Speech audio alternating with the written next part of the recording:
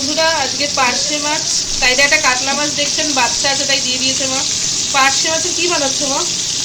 দেখি মনে হয় একটু কষা কষা জিরে বাটা দিয়ে কষা কষা করে একটু কারি করবে।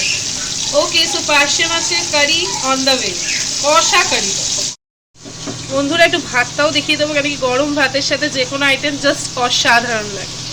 তৈরি করে নেবো। হ্যাঁ, পার্শে মাছ হচ্ছে তো, কষা কষা করবো। একটু জল দেবেন, একটু কাঁচা ফোড়নটা রাখবেন, কালো জিরের কাঁচা ফোড়ন, হ্যাঁ অল্প করে। ঠিক আছে, হলুদ দিচ্ছি। ঠিক আছে, হলুদটা দিলে একটু গোলমরিচ দিতে হয়। ঠিক আছে, 1 চামচে মতন হলুদটা দেবেন, কারণ এখানে হলুদের একটা কাঁচা গন্ধ প্লে করবে। আমি যেটা ঝাল হয় না সেই লঙ্কা গুঁড়োটা দিচ্ছি। ঠিক আছে, এরপরে জিরে ভেজে গুঁড়ো করা রোস্টেড জিরে পাউডার দেবেন। ঠিক আছে, ওটাও 1 চামচে মতন দেবেন, পরে লাগলে আমরা আবার দেবো। দিয়ে একেবারে এর মধ্যে আমি 1 টেবিল স্পুনের মতন নিলাম।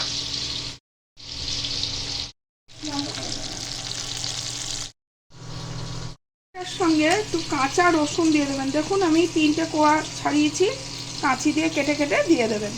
কাঁচা রসুনটা এরমভাবে রেখে দেবেন। দেখুন একটু এই মশলাটা ভিজুক, আর এর মধ্যে একটু তেল দিয়ে দেবেন, 1 চামচে তেল, সাদা তেলই ভালো। ব্যাস, একটু পাতিলেবুর রসও আমি দেবো। গরম হয়ে গেছে, এই দেখুন আমি মাছটাও ভেজে রেখে দিয়েছি। ঠিক আছে, এবার তেলের মধ্যে জিরে দেবো এইটুকু, কালো জিরের সঙ্গে কাঁচা লঙ্কা কেটে রেখে দিয়েছি 3-4টে, আপনারা চাইলে আরও বেশি দিতে পারেন।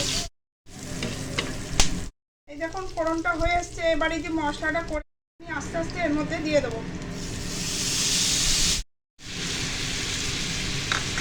এটা ভালো করে মশলাটা কষবে, একদম তেল ছাড়বে, তখন আমরা মাছটাকে ছাড়বো।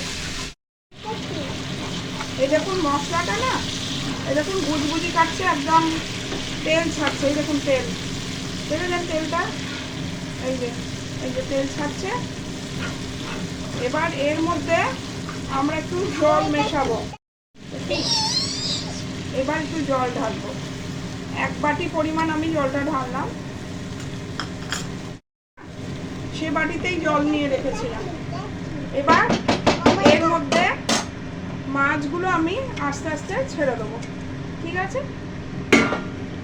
দিয়ে মাছগুলো সেট করে উঠবে, কারণ এটা পার্শে পাবদা এগুলো না একটু নরম মাছ হয়, খুব একটা কড়া করে কিন্তু ভাজবেন না, তাহলে মাছের যে সেন্টটা, পার্শে মাছের একটা আলাদা সেন্ট আছে, সেটা নষ্ট হয়ে যায়। সেই জন্য আমি এরকম হালকা লাল করে মাছগুলোকে ভেজে দিয়েছি।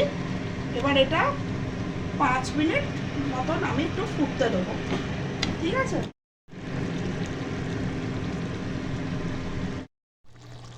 দেখুন বন্ধুরা মাছটা হয়ে গেছে, এটা ভাত দিলে আপনারা একারি ভাত খেয়ে নিতে পারবেন। অসাধারণ খেতে লাগে পার্শে মাছের কষা। এর মধ্যে একটা পাতিলেবু লাস্ট আমি একটু নিগড়ে দিলাম। পাতিলেবু পড়লে জিনিসটার স্বাদও খুব সুন্দর হয়, আর একটা পাতিলেবুতে হেলদি ব্যাপারটাও রয়েছে, হজম হয়ে যাবে। গরম গরম মাছের ঝোল ঢালা হচ্ছে বন্ধুরা, আমার তো দেখেই খিদে পেয়ে যাচ্ছে। এর কিন্তু বেশি ঝোল হয় না, ঝোলটা একটু তেল তেল ধরনের হবে। অবভিয়াসলি একটু তেলটা একটু বেশি লাগছে, আমি মানছি, কিন্তু এরকম কষা খেতে গেলে একটু এই যে লাল লাল ভাবটা দেখছেন না, এইটা হচ্ছে পুরো মশলাটা কষে গেছে। প্লিজ ভালোবাসবেন, সাবস্ক্রাইব করবেন, শেয়ার করবেন। এটা হচ্ছে ইজি গো পার্শে মাছের কষা ঝোল। Thank you.